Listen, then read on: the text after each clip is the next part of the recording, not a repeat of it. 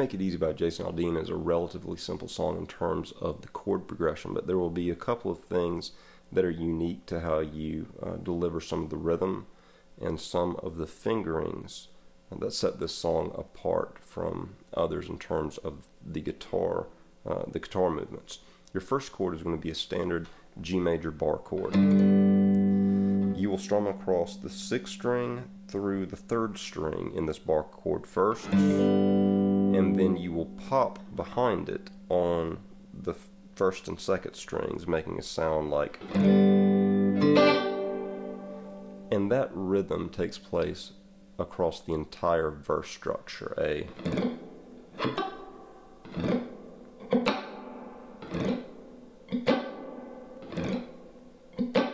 So you may want to start off by just kind of finding and practicing that rhythm with your right hand across the chords, going from the 6th string to the 4th string roughly, and then popping across those bottom 2 or 3.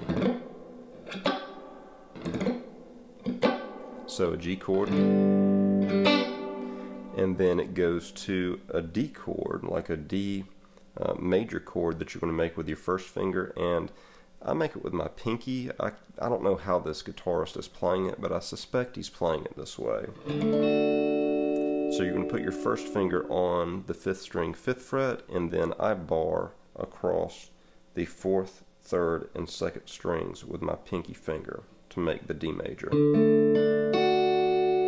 So you'll strum across it, and then you'll do the same pop across, this time, the 3rd and 2nd string. It's going to be important that you actually intentionally exclude the high E string on this D chord. You do not want to include barring that note into the D chord. It sounds bad. So do not include that. Only bar across the 4th, 3rd, and 2nd strings on the 7th fret there. As he comes into this D chord, you can hear sometimes that he pulls up into it. He pulls up into it from a lower fret. I don't really know where he starts. It sounds okay kind of anywhere you start. I think I usually start around the B note and pull up into the D note, and then lay down my pinky finger to bar the rest of the chord.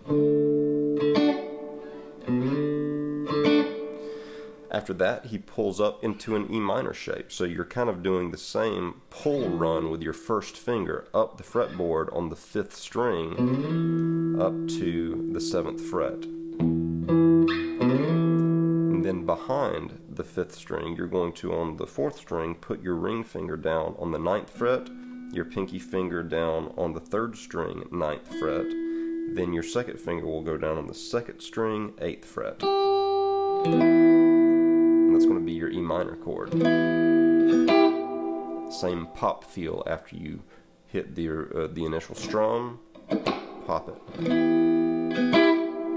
And then the last chord is going to be a C chord, and this is not going to be a standard C chord that you may be familiar with, but instead it's going to be a C chord that puts the 3rd of the chord in the bass. The third of a C chord is going to be an E. So you actually pull up again, pretty much. I use my ring finger to the 5th string, 7th fret, and then bar with your first finger on the 4th string, 3rd string, and 2nd string on the 5th fret, and you get this sound.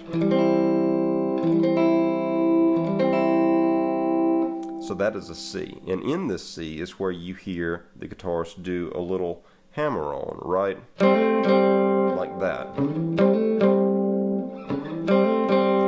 that you're executing that is after you pull up into this C form. I'm trying to move my fingers around so you can actually see what I'm doing. After you pull up in that C form, you will, with either your ring finger or maybe your pinky finger, whichever is most comfortable to you, strike the 4th string that you've still got barred on the 5th fret and hammer down with your pinky or your ring onto the 7th fret. And it's okay to strum some of the higher strings that you've got barred as you're doing this hammer on.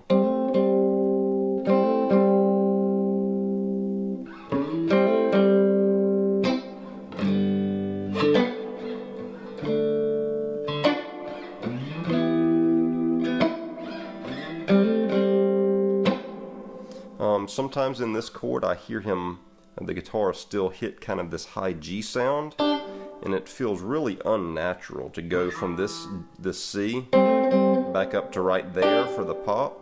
So if you want to have that G pop sound, what I do is lay your pinky finger down on the 2nd string 8th fret and you get a G note. So you've got like,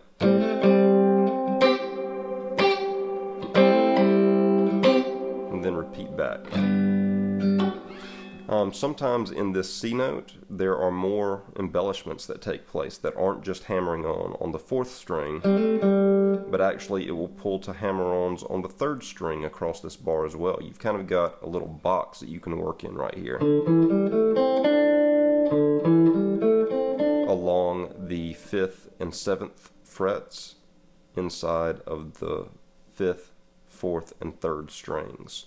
So sometimes in the C, it will start the hammer on the 3rd string, moving from the 5th fret to the 7th fret, and then jump down to the 4th string, moving from the 5th fret to the 7th fret, and then pull down from the 5th string 7th fret down to the 5th string 5th fret, and it sounds like.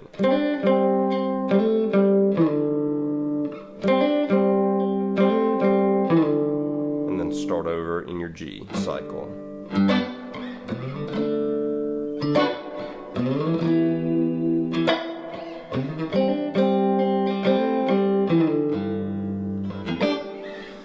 Whenever you get to the chorus sounds like more standard chords than the bar chord. So go to a standard G chord and you're going to pick each individual note. I'm going 6 string, 5 string, 4 string, 3 string.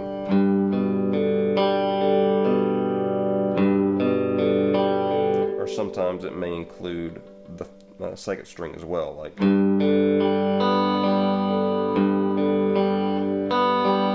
So it just does that one round per chord. It goes like. And then a D chord where you're going to pull and slide from like a standard C look up to the 5th fret is going to be your D chord.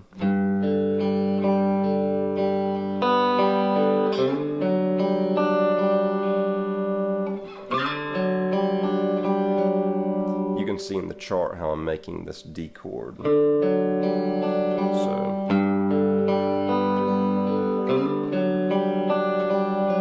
And then you've got, in place of the E minor that you were playing on the verses, instead you've got an E minor that has something of a B chord in it as well. I'm not sure the exact name of this chord, but you've got an open 6th string, you've got a fretted 5th string on the 2nd fret, you've got a fretted 4th string with your pinky on the 4th fret, and then you've got an open G string behind it, and you've got.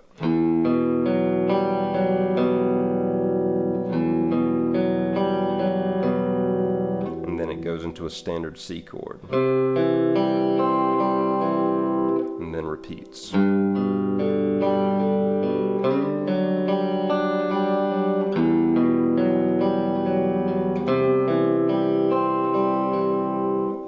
that is the chorus to the song. It actually doesn't kick in with that chord progression that I just showed you until maybe the 2nd chorus. I think that in the 1st chorus the guitarist is still playing the basic verse function.